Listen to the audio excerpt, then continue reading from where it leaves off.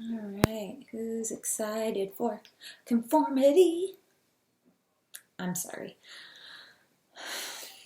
This is why you don't have energy drinks right before you have to actually present anything. It's just going to make you jittery. All right. So welcome. If you haven't done study hall before, we're just going to throw you in the deep end, right? We're starting on chapter 7 today. I think we're going to go through about 10 pages a day, if I'm not mistaken. There's what? It starts on 266 and it ends on 310. So that's about 44 pages. I think we can do about 11 pages a day. I think we've learned from chapter 6 what works, what doesn't work. And if not, So hopefully we can get this done in 4 videos. This is video 1. Woo! And then I think I'll do a little quick review at the end, so maybe there'll be a 5th video. But that one's not going to be mandatory because if you've read the rest of the chapter, it's up to you to decide whether or not you want to stick around for the final review. All right, so let's get this started with. Yay! Okay. All right, so starting on page 266 in the book, or right after the title page of chapter 7 on conformity, it talks about how on a Thursday evening in the summer of 2009, a couple of 100 ordinary people who were strangers to one another showed up in San Francisco's Union Square at precisely 6 p.m. On cue, the impromptu group belted out the Beatles song with a little help from my friends. Earlier that week in England, feathers flew outside of the well-known Yorkshire Museum and Gardens when 500 happy Facebook users appeared, pillows in hand, for a massive pillow fight. In both cases, participants had received instructions on the internet, gathered at a set time and place, did a silly but harmless thing, and dispersed, illustrating the viral power of mobile apps and the internet to serve as a vehicle for social influence. And other flash mobs have formed in cities all over the world. I think we all pretty much know what flash mobs are by now. At least, certainly, Gen Zers have grown up with flash mobs being the predominant, or not a predominant thing, but I mean, ever since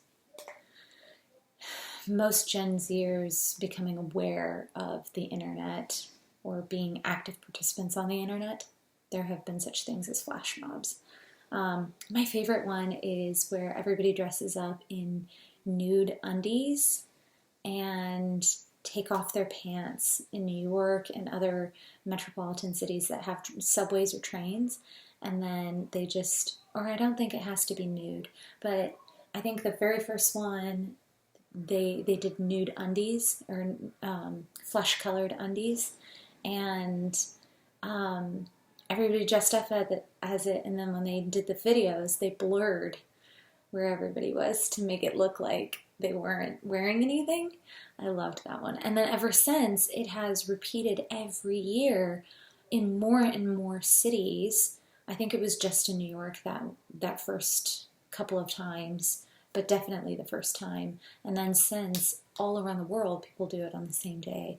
I just thought that was the funniest thing, that people are just attracted or drawn to that kind of thing. I'm sorry, I digress. Next paragraph. I don't think there's anything that we need to highlight from that paragraph. There is also a dark side, flash mob robberies or acts of violence organized by teenagers using social media.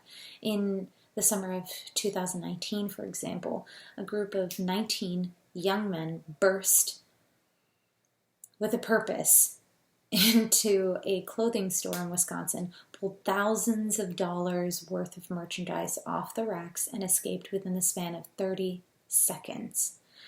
Sometimes the social influences that move us are not funny, but potentially hazardous to our health. Consider the unusual events that occurred a while back in a Tennessee high school. It started when a teacher noticed a gas-like smell in her classroom and then came down with a headache, nausea, shortness of breath, and dizziness. Word spread. Others soon reported the same symptoms, and the school was evacuated. 80 students and several staff members were taken to a local emergency room. Nothing showed up in blood tests, urine tests, or other medical procedures, nor were gases, pesticides, or other toxins detected. What the investigation did turn up was that students who reported feeling ill that day were more likely than others to have seen or heard about someone with the symptoms. Reporting in the New England Journal of Medicine, researchers concluded that the problem stemmed from mass psychogenic illness, a profound, almost contagious form of social influence. I think that's probably the most key thing that we've read thus far. I think I'm just going to highlight that whole sentence. Yep. Reporting in the New England Journal, all the way to contagious form of social influence. In Strange Contagion, Lee Daniel Cravez in 2017 notes that these types of incidents have occurred throughout human history in schools, workplaces, and public settings. They have caused people to break out in rashes, vomit, bark, dance, twirl, faint, strip naked, or laugh uncontrollably. The behaviors may vary.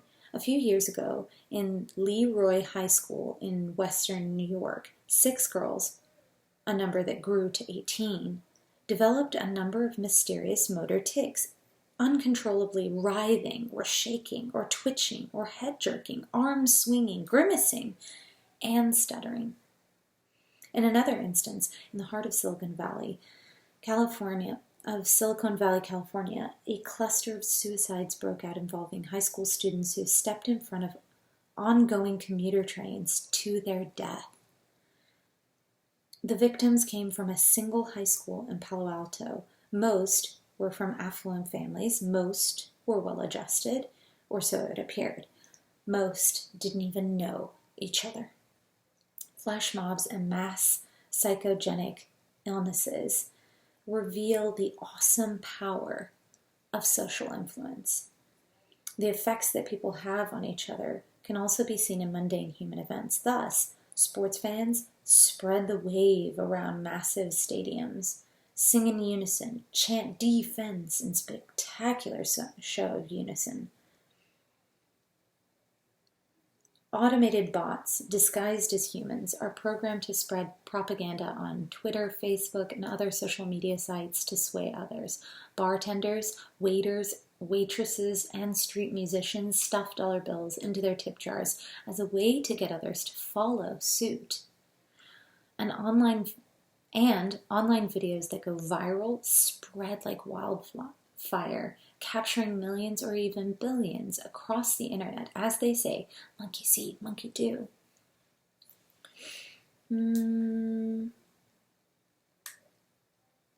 I think flash mobs and mass psychogenic illnesses reveal the awesome power of social influence is probably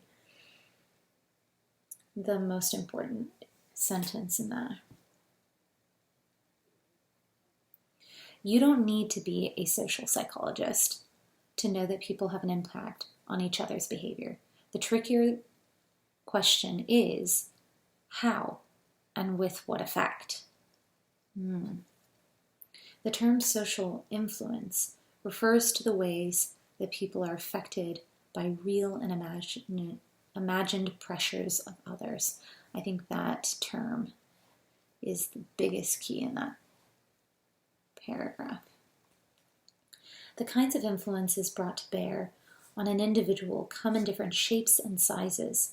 In this chapter, we look at the social influences that are mindless and automatic. Then, we consider 3 forms of influence that vary in the degree of pressure exerted on an individual: conformity, compliance, and obedience. highlight.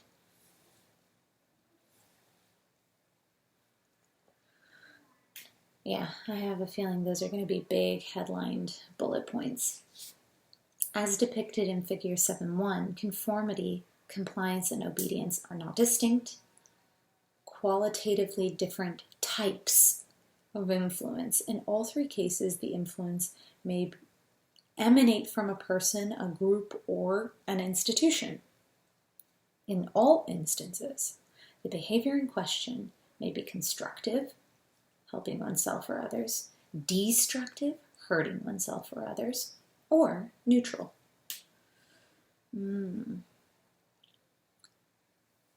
I'm going to highlight not distinct, qualitatively different types of influence.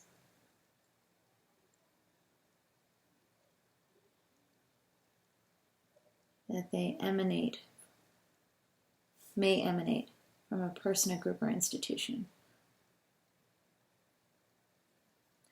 And that in all instances, the behavior may be constructive, destructive, or neutral. It is useful to note, once again, that social influence varies as points along a continuum according to the degree of pressure exerted on the individual. It is also useful to note that we do not always succumb under pressure. People may conform or maintain their independence from others. They may comply with direct requests or react with assertiveness, or they may obey the commands of authority or oppose powerful others in an act of defiance. Yeah, I think that's a typo. Maybe on the online version, it's not there. But anyway, or they may obey the commands of authority or oppose powerful others in an act of defiance. In this chapter, we examine the factors that lead human beings to either yield to or resist social influence. Factors that lead human beings to yield or resist to social influence, I think, is the most succinct. Okay, so let's get into this. 7.1 talks about social influence as automatic. Before we consider the explicit forms of social influence depicted in Figure 7.1, whereby individuals choose whether or not to go along, it's important to note that humans are vulnerable to a host of subtle, almost reflex-like influences. Yeah, that one's obvious. As social animals, humans are vulnerable to reflex-like influences. Yes. Without realizing it, we often crack open a yawn when we see others yawning, or laugh when we hear others laughing, grimace when we see others in pain. In an early demonstration, Stanley Milgram and others in 1969, and research Confederates stop on a busy street in New York City, look up, and gawk at the 6th floor window of a nearby building.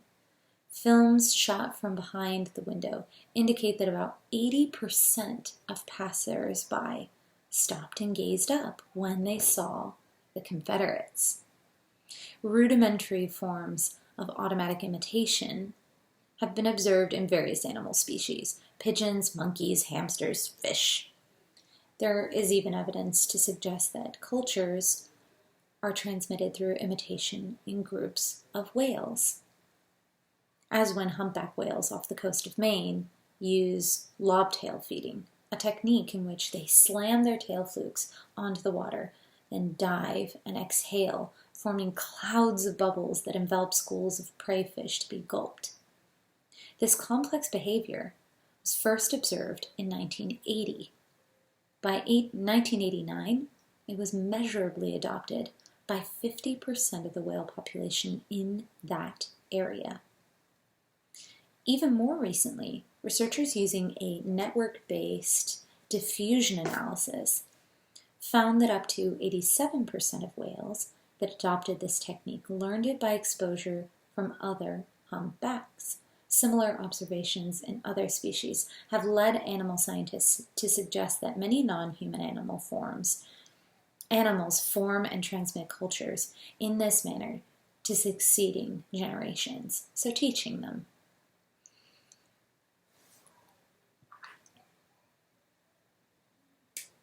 I think rudimentary forms of automatic imitation have been observed in various animal species. If you want to use the examples that they've given about the monkeys, pigs, hamsters, fish, humpback whales, feel free. I might just do that too. But anyway, next paragraph. Do humans similarly imitate one another automatically, without thought, effort, or conflict? It appears that we do. In a meta-analysis of 226 experiments using varying methods, Emil Krakow and others in 2018 found that automatic imitation is a robust human tendency that can occur for a range of behaviors without effort or awareness.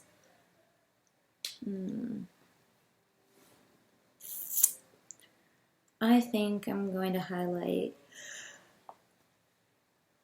that Emil Krakow and others found that automatic imitation is a robust human tendency that can occur for a range of behaviors without effort or awareness.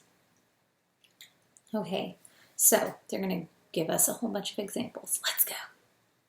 Controlled studies of human infants have shown that sometime shortly after birth, babies not only look at faces, but they also delight to the delight of parents all over the world, often mimic simple gestures, such as moving the head, pursing the lips, sticking out the tongue. Yep. I mean, if you've ever played with a baby, that's like so much research right there. What can I get the baby to do? Studying 162 infants from 6 months old to 20 months old, Susan Jones found that imitation developed at different rates for different behaviors. Using parents as models, she found, for example, that infants mimicked opening the mouth wide and tapping their fingers on a table and waving bye-bye before they mimicked clapping hands or flexing fingers or putting their hands on their head. Those are a little more complex, so they take a little bit longer to be able to mimic it. I think the idea is you can only automatically imitate something that you can already do, cognitively do. Okay. Even we adults mimic each other all the time. You might not know you're doing it, but you're in a conversation with someone. Chances are you are subtly mirroring them as you speak. So you nod when they do, sitting back when they sit back, leaning forward when they do, scratching their face or their head or their body, or crossing your legs when they cross their legs. To demonstrate, Tanya Chartrand and John Brach in 1999 set up participants to work on a task with a partner, a Confederate who exhibited the habit of rubbing his face or shaking his foot. Hidden cameras recording the interaction revealed that without realizing it, participants mimicked these motor behaviors, rubbing their face, shaking their foot to match their partner's behavior. That's fascinating. Chartrand and Barth, I don't know. I don't know why I'm looking at the screen expecting it to talk back. I'm sorry. Chartrand and Barth dubbed this phenomenon the chameleon effect, after the reptile that changes colors according to its physical environment. Okay. So I'm going to highlight the part of the second to last sentence. Without realizing it, participants mimicked these motor behaviors to match their partner's behavior. And I'm going to highlight the part that says Chartrand and Barr dubbed this phenomenon the chameleon effect. Okay. The same is true of the way we mimic the language we hear in other people's expressions and speech styles. To illustrate, Molly Ireland and James Pennebaker in 2010 found that college students answering essay questions or working from excerpts of fictional writing tended, in a subtle way, to match the language style of the target material to which they were exposed. For example, in terms of their use of personal pronouns such as I, you, conjunctions such as but, while, and qualifiers such as many or few. There are two possible reasons for these non-conscious forms of imitation. Chartrand and Barr theorized that such mimicry serves an important social function, that being in sync in terms of their pace, posture, mannerisms, facial expressions, tone of voice, accents, speech patterns, and other behaviors enables people to interact more smoothly with one another. Okay, so I think I'm going to highlight the same is true in the way we mimic the language we hear in other people's expressions and speech styles. And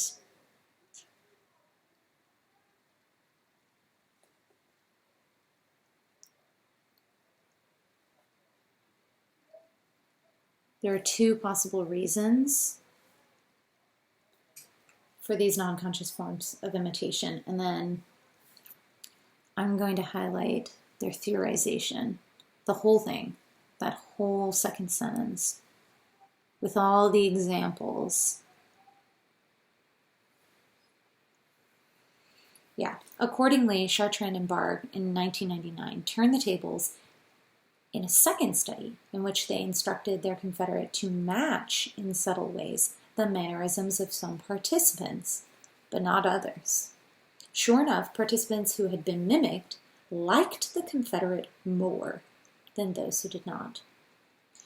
Two additional sets of findings further demonstrate the social benefits of mimicry. First, research shows that people mimic others more when they're highly motivated to affiliate, say because they're similar to these others or they feel excluded, than when they are not. Second, research shows that when participants interact with others who exhibit negative or antisocial behaviors, say in their tone of voice, mimicry backfires and causes the participants to be perceived unfavorably. Okay.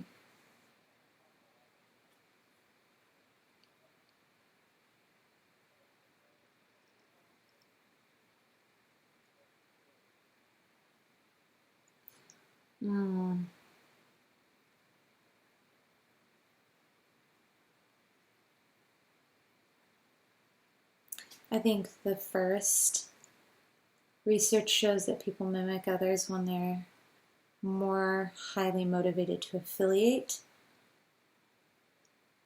And second, research shows that when participants interact with others who exhibit negative or antisocial behaviors,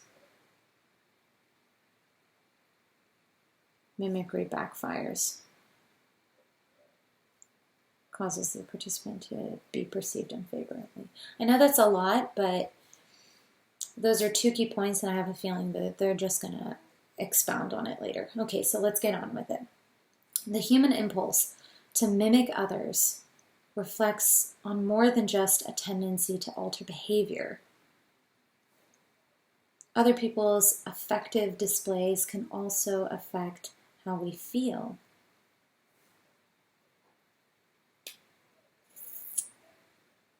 I think I'm going to highlight both of those. Mimicking others reflects more than just a tendency to alter behavior. It can affect how we feel. Yeah. In one study, Roland Newman, not Newman, that's my maiden name. In Germany, we say Neumann, so I don't know if this person is American or German.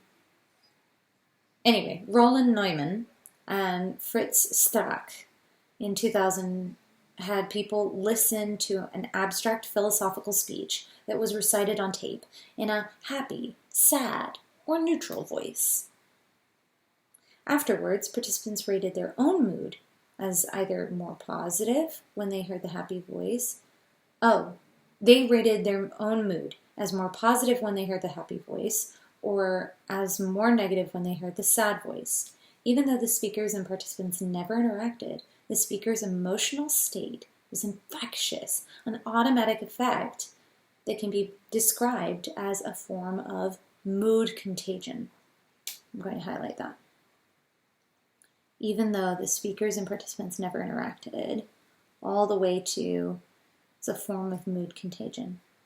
All right, Candice Varson and others in 2019 reported a similar finding for the effects of facial expression using facial electromyography, EMG, described in Chapter 6 that we talked about.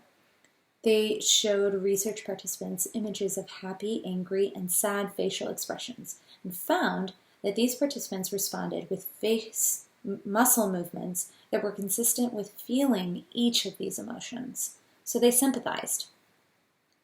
It is also important to realize that mimicry is a dynamic process, as when two people who are walking together or dancing become more and more coordinated over time. I'm going to wait. Calm down, Michelle. Don't get highlighter happy. Okay. To demonstrate, Michael Richardson and others in 2005 sat pairs of college students side by side to work on visual problems while swinging a handheld pendulum as a distraction task. The students did not need to be synchronized in their swinging tempo or to get along or solve the problems, yet when each could see the other's pendulum, even without speaking, their tempos gradually converged over time, like two hearts beating as one. I like that. It's a really sweet example. Yeah, I think that first sentence is the most critical. It's not very succinct, but it's the most critical of that whole paragraph. And we can't just not, because it does have key information that wasn't addressed in others. Okay, so 7.2. In Conformity, the Power of Social Influences, author Cass Sunstein in 2019 notes that conformity is, quote, as old as humanity, and so pervasive that it can explain the spread of the world's religions, the rise of villainous dictators, and other momentous historical events. It is hard to find human behaviors that are not in some way affected by exposures to the actions of others. When social psychologists talk of conformity, they specifically refer to the tendency of people to change their perceptions, opinions, and behavior in ways that are consistent with social or group norms. Definition time. I would definitely highlight that. That's gonna be in it. A question on the test. I mean, yeah. Yep. Okay. Using this definition, would you call yourself a conformist or a nonconformist? How often do you feel inclined to follow what others are saying or doing? At first, you may deny the tendency to conform and instead declare your individuality and uniqueness, but think about it.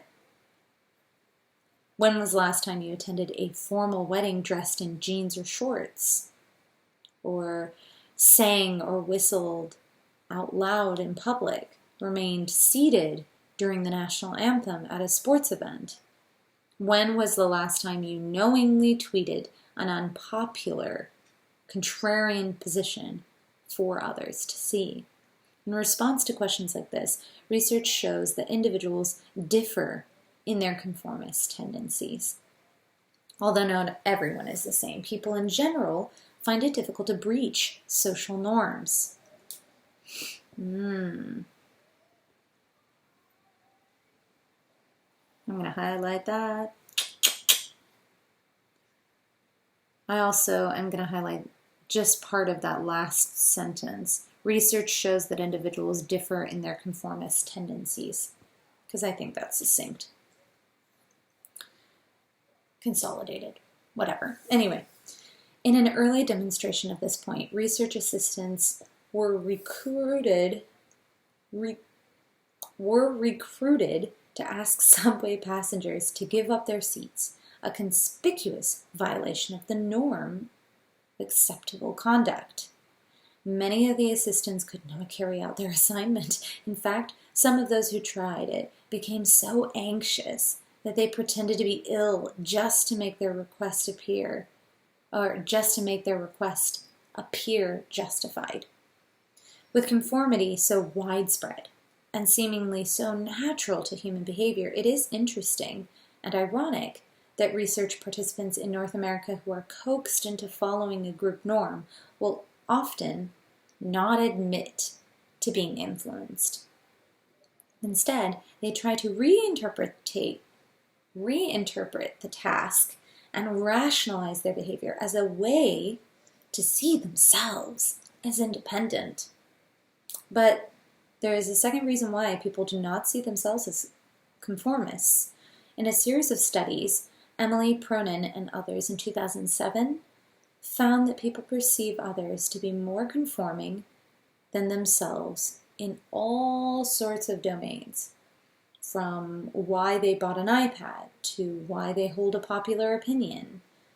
Part of the reason for this asymmetry is that people judge others by their overt behavior and the degree to which it matches what others do.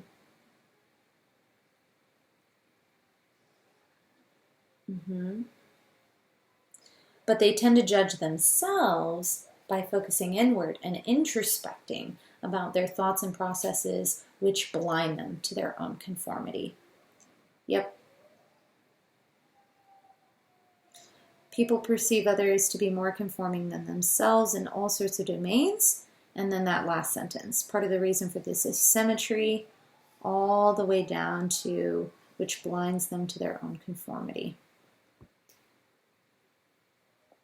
I also think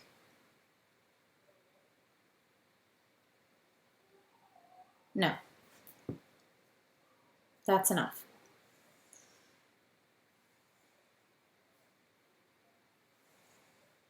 Yeah. Sure. Okay. People understandably have mixed feelings about conformity. On the one hand, adherence to social norms is necessary if individuals are to maintain communities and to coexist peacefully, as when people assume their rightful place in a waiting line. Yet, at other times, conformity can have harmful consequences, as when people drink too heavily at parties, or cheat on taxes, or tell offensive jokes because others are doing the same. For the social psychologist, the goal is to understand the conditions that promote conformity versus independence and the reasons for these behaviors. That's key for this whole paragraph. To this day, perhaps now more than ever, this topic fascinates social psychologists. Okay, so the early classics. In 1936, Muzaffar Sharif, I hope I said that right, published a classic laboratory study of how norms develop in small groups.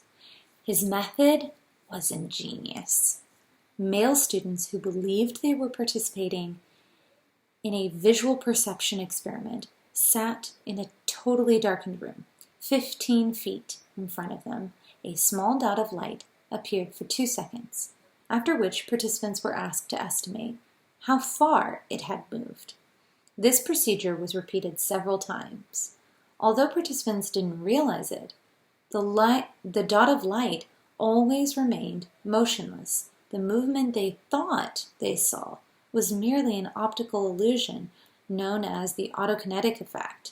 In the darkness, a stationary point of light appears to move, sometimes erratically, in various directions. That's so cool.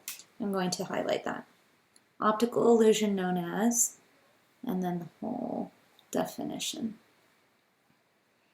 At first, participants sat alone and reported their judgments to the experimenter. After several trials, Sharif found that they settled in on their own stable perceptions of movement, with most estimates ranging from 1 to 10 inches, although one participant did give an estimate of 80 feet. Over the next 3 days, people returned to participate openly in 3-person groups. As before, lights were flashed, and the participants, one by one, announced their estimates. As shown in Figure 7.3, initial estimates varied considerably, but participants later converged on a common perception. Eventually, each group established its own set of norms. Some 15 years after Sharif's demonstration, Solomon Asch in 1951 constructed a very different task for testing how people's beliefs affect the beliefs of others. To appreciate what Asch did, imagine yourself in the following situation. Okay, here we go. You sign up for a psychology experiment. When you arrive, you find 6 other students waiting around a table. Soon after, you take an empty seat. The experimenter explains that he is interested in the ability to make visual discriminations. As an example, he asks you and the others to indicate which of 3 comparison lines is identical to a standard line. That seems easy enough. The experimenter then says that after each set of lines is shown, you and the others should take turns announcing your judgments out loud in the order of your seating position, beginning on his left. The experimenter asks the first person for his judgment. Seeing that you are in the next to last position, you patiently wait your turn. The opening movements pass uneventfully. The task and discriminations are clear, and everyone agrees on the answers. On the 3rd set of lines, however, the first participant selects what is quite clearly the wrong line. What happened? Did he suddenly lose his mind? His eyesight? Or both? Before you have the chance to figure this one out, the next 4 participants choose the same wrong line. Now what? Feeling as if you've entered the twilight zone, you wonder if you misunderstood the task. And you wonder what the others will think if you have the nerve to disagree. It's your turn now. You rub your eyes and take another look. What do you see? More to the point, what do you do?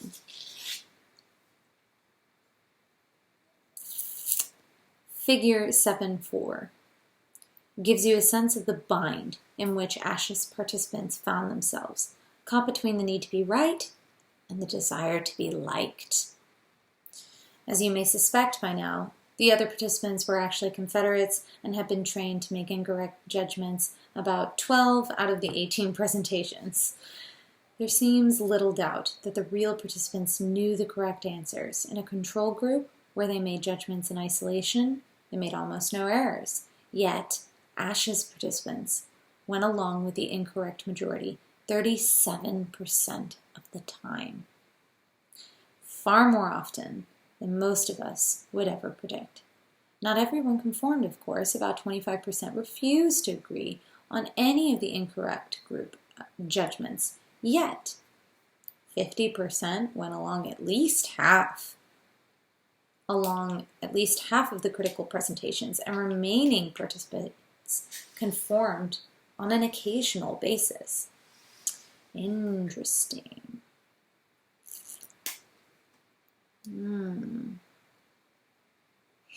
I think caught between the need to be right and the desire to be liked. Yeah. All right.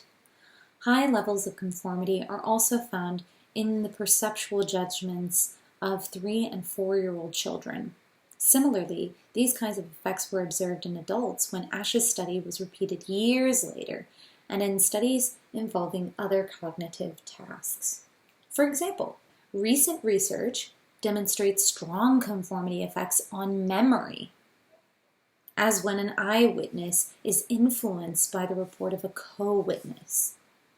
Ash-like conformity effects are also found when people rate the humorousness of bland cartoons that a Confederate rated as funny, and when they click the like button on Facebook after seeing that others had done the same.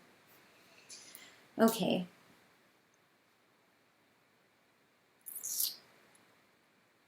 I think there's a lot of good examples in here of studies, and he might pull from one. So I'm just going to put my little study line right there so that I go over that. I go over that again before taking the quiz. Sorry. Okay, let's compare Sharif's and Ash's classic studies of social influence. Obviously, both demonstrate that our visual perceptions can be heavily influenced by others. But how similar are they really? Did Sharif's and Ash's participants exhibit the same kind of conformity and for the same reasons? Or was the resemblance in their behavior more apparent than real? From the start, it was clear that these studies differed in some important ways. In Sharif's situation, participants were quite literally in the dark, so they naturally turned to others for guidance. When physical reality is ambiguous, we are uncertain of our own judgments. As in the autokinetic situations, others can serve as a valuable source of information. Okay. I think when physical reality is ambiguous, we are uncertain of our own judgments. Others can serve as a valuable source of information. Important. Okay. In contrast, Ash's participants found themselves in a much more awkward position. Their task was relatively simple. And they could see with their own eyes which answers were correct still. They often followed the incorrect majority. In interviews, many of Ash's participants reported after that they went along with the group even though they were not convinced that the group was right. Many who did not conform said they felt conspicuous and crazy, like a misfit. Worldwide, 4.42 billion people, accounting for over 57% of Earth's population, have access to the internet. This being the case, you may wonder, do the social forces that influence people in the face-to-face encounters studied by Sharif and Ash also operate in virtual groups whose other members are nameless, faceless, and anonymous? The answer is yes. McKenna and Barg in 1998 observed behavior in various online blogs in which people with common interests posted and responded to messages on a whole range of topics, from obesity and sexual orientation to money and the stock market. The social nature of the medium in this virtual situation was remote. Still, these researchers found that in news groups that brought together people with, quote, hidden identities, such as gay, lesbian, affiliated people who had been concealing their sexuality. I didn't say that. Yeah. Such as gays and lesbians who had concealed their sexuality. I don't know, that just seems a weird way to say that. Hidden identities. Yeah. Anyway, researchers found that in these news groups that brought together these hidden identity people, members were highly responsive to social feedback. Those who posted messages that were met with approval rather than disapproval later became more active participants of the news group. Other research has reinforced this result. When it comes to social support and rejection, even remote virtual groups have the power to shape our behavior. Yeah, when it comes to social support and rejection, that is the key sentence. Okay.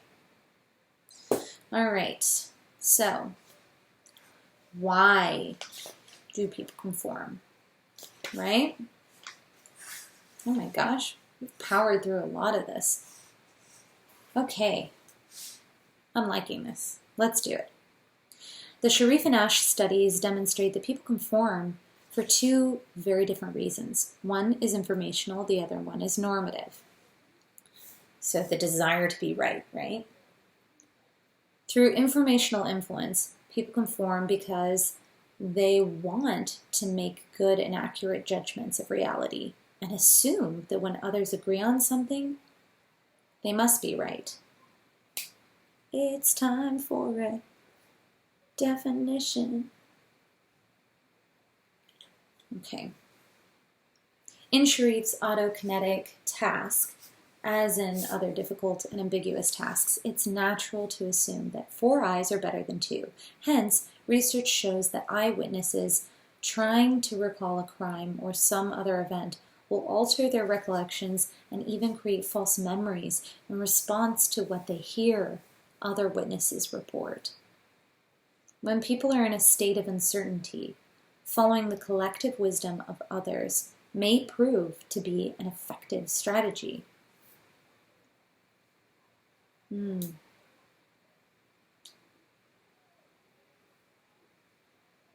going to highlight that sentence. In the once popular TV game show Who Wants to Be a Millionaire, contestants were stumped on a question were able to invoke one of 2 human forms of assistance, calling a friend or relative who served as a designated expert, or polling the studio audience, which casted votes by computer for instant feedback. Overall, the experts were useful as they offered the correct answer 65% of the time, illustrating the wisdom of crowds. However, the studio audiences were even more useful, picking the right answer 91% of the time. That's amazing. These days, relying on the collective wisdom of large numbers of other people is something we do all the time. When you look to buy merchandise on Amazon.com, you will see average customer satisfaction ratings from 1 to 5 stars and product reviews. Similar ratings can be found on Zagat, Help, OpenTable for restaurants, Airbnb for rental apartments, TripAdvisor for hotels, Rotten Tomatoes for movies. You get the idea.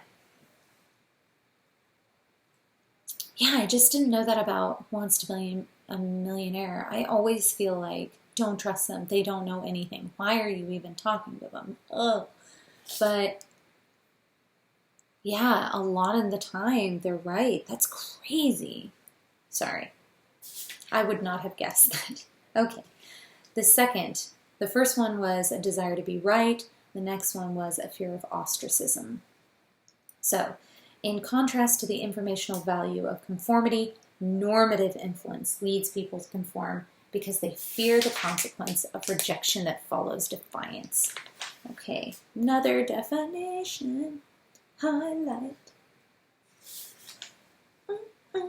Sorry, I have issues. Yeah, it's easy to see why. Early on, research showed that individuals who stray from a group's norm tend to be disliked, rejected, ridiculed, and outright dismissed. Today, research shows that defiance breeds exactly the same negative reactions. Although some people are more resilient than others, these forms of interpersonal rejection are hard to take, particularly in highly public social media sites like Twitter. Sorry guys, hold on 2 seconds.